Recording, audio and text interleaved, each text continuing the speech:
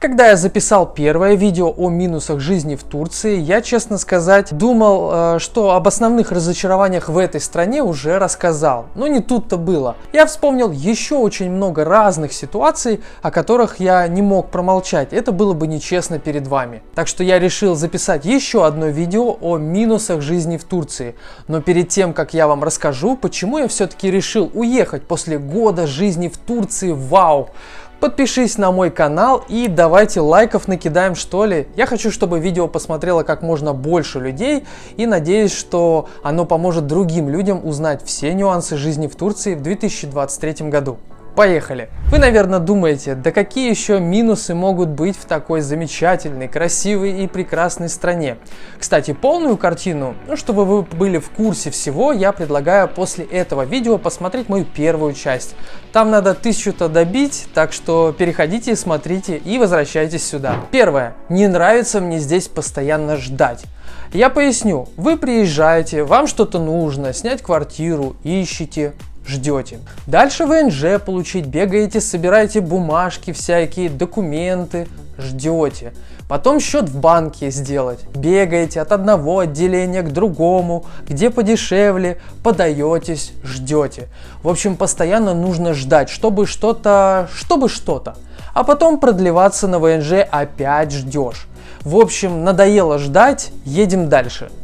Да, я начал с такого абстрактного для начала, но сейчас конкретика будет. Второе. Все наслышаны о турецких рынках, о том, что там дешевые фрукты, и овощи, и орехи, и многое другое. Но никто никогда не говорит о качестве овощей и фруктов. И не всегда фрукты там свежие, и овощи не всегда свежие. Короче, объясню.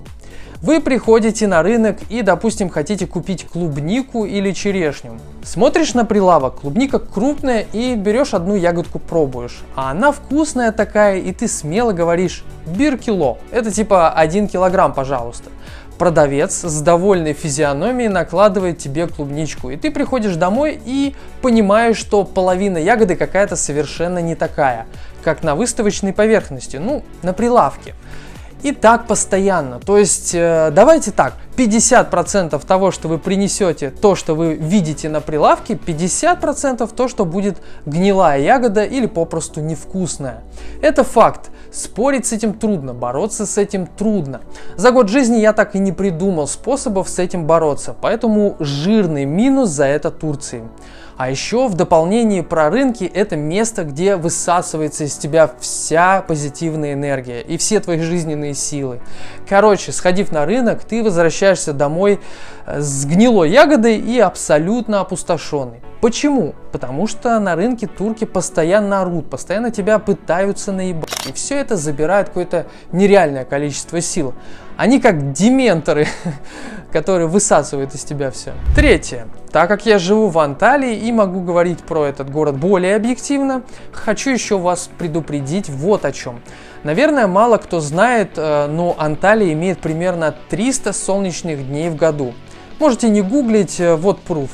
Это среднее количество, но дело в том, что когда в Анталии дожди, то это вообще жесть. Зонт не спасет. Дело даже не в силе дождя, а дожди здесь бывают лютые, уж поверьте.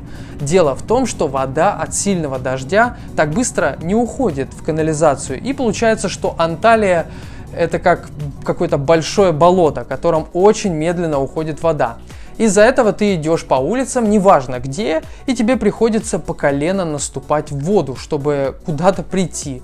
Лайк под этим видео, если тоже бесит эта градостроительная ошибка или особенность города Анталии. Четвертое. Нечего жрать. Вот так просто. Приходишь в магазин и понимаешь, что тебе нужно купить еду, а ее нету ни в каком магазине. Я из России, у меня есть потребность в еде, которую иногда хочется получать. И в Турции с этим проблема. Мне не нравится их кисломолочка, нету никакого разнообразия сыров, йогуртов и других молочных продуктов. Все одно и то же и на один вкус.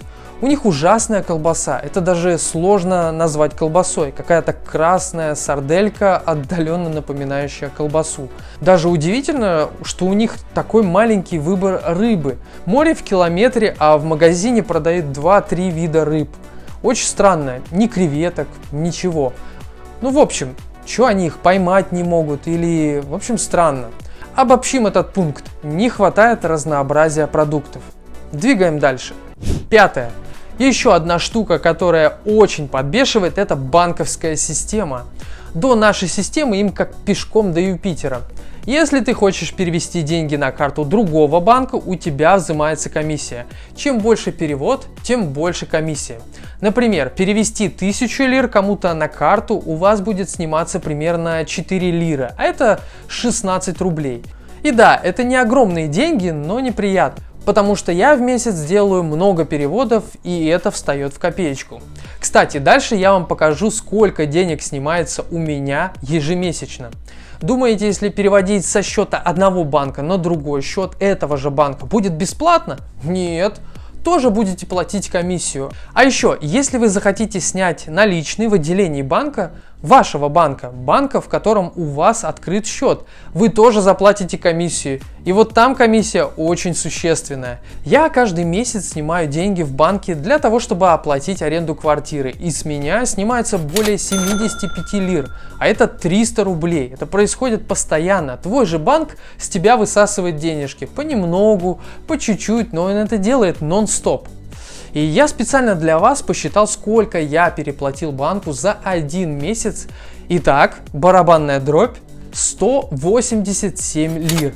Это примерно 740 рублей. А это хорошая палка колбасы в России. В Турции, как мы выяснили, это плохая палка колбасы.